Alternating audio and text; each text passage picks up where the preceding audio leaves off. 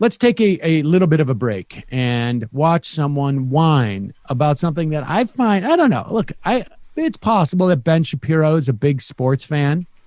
It's not inconceivable. He's a little sports fan.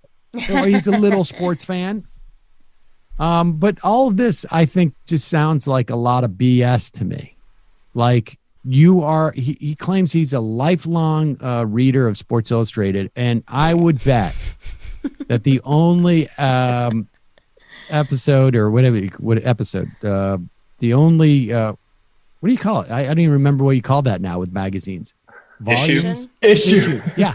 The only issue of Sports Illustrated that he kept was the swimsuit edition every year. But here is Ben Shapiro bemoaning the fact that sports has been ruined for him.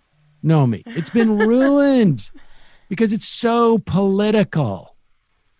Now, Clay, it does make me wonder whether inevitably we're going to end up with basically two sports leagues.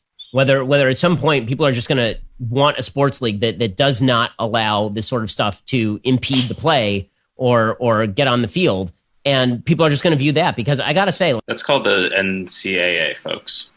I've been fairly tolerant of this stuff in terms of watching sports my entire life. There are only a couple of times where I've really turned off the TV. One was, when it came to Sports Illustrated, I was a lifelong subscriber to Sports Illustrated. My parents gave it to me for my bar mitzvah.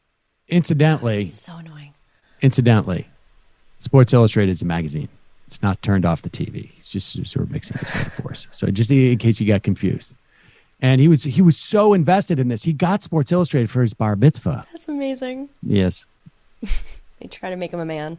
Yeah, exactly. I had Sports Illustrated subscription for like another 10, 12 years. I used to keep the old issues in a box. I mean, that's how much I enjoyed it. And then when they decided, it's important for us to feature Caitlyn Jenner on the cover, when Bruce Jenner had not been an actual athlete for 3 decades. And all of a sudden I'm reading about transgenderism in Sports Illustrated. I was like, okay, I'm done. I can't do this anymore because this has nothing to do with sports. And I subscribe to a sports magazine. I'm not doing this anymore. And the other is during the Kaepernick protest. When I get a little math problem here.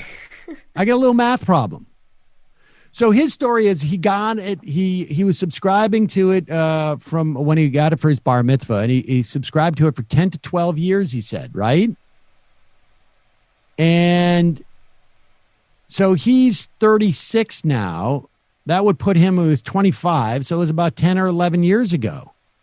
When did Caitlyn Jenner get on the cover? Do we know? I believe that was 2016. Well, that's 2016. Weird. That's only 4 years ago.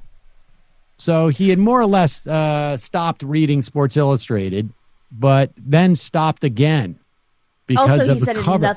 Nothing to do with sports, but do the swimsuit editions have anything to do with sports? Well, that's, also, I'm sure he would quit it then too. Yeah, it was a "Where Are They Now" issue. I mean, it's kind of relevant. Yeah, that's relevant too. And it's also like, yes, I stopped reading because there was one cover I didn't like. He was also Republican. Can we just remind everyone that? Well, but Ben Shapiro has some other issues there. Right. But go ahead. Let's continue on. I subscribe to a sports magazine. I'm not doing this anymore. And the other is during the Kaepernick protest, when it became incumbent on people to somehow approve of the hands up, don't shoot symbology that was being put out by particular players. I'm tempted to do the same with the NBA now that you have LeBron James, who was willing to basically virtue signal on behalf of the communist Chinese government, but rip Drew Brees. It's getting to the point where I don't want to watch sports. My place. Pause it for 1 second. Of comfort. Why did he rip? Why did? Yeah, he was drooling all over himself. Why did LeBron rip Drew Brees? I don't understand this. Matt, do you know?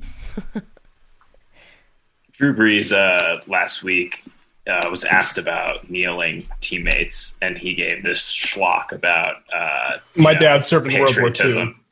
Oh, so in other words, Drew Brees injected politics into sports, but it's only when LeBron responds to Drew Brees does he decide I'm not gonna get involved in sports anymore. Because one was patriotism, Sam.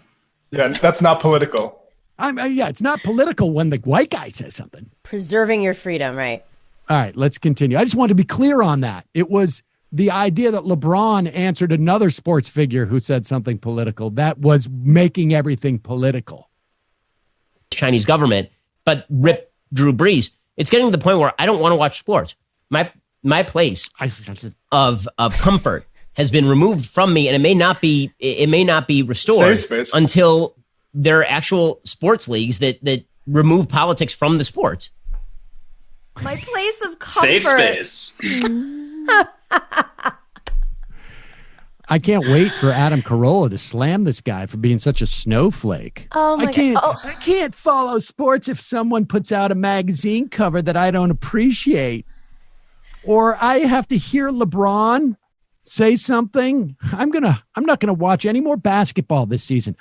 In fact, that's it. I'm done watching basketball this season. And baseball. What do you think about that? I've stopped. Do you think he even realizes that there's no sports teams playing anymore? No, I don't think he has any idea. That'd be hilarious. Yeah, I stopped. Last week was the last time I was going to watch any sports. It's like listening to Lindsey Graham talk about sports. I don't know. Lindsey Graham could like sports. Ben Shapiro could like sports for all I know. But I mean, what a baby. What a baby. I don't have my safe space anymore. Drew Brees can say whatever he wants, but when LeBron starts to speak up, then we're getting political. Mm-hmm.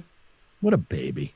What a baby. Is this, I can't tell if this is fake or not. This is on Goodreads. Say It So, Papa, Dad, Me, and the 2005 White Sox Championship Season by Ben Shapiro. 2000. Has he is a White heard of this? Sox fan. Yeah.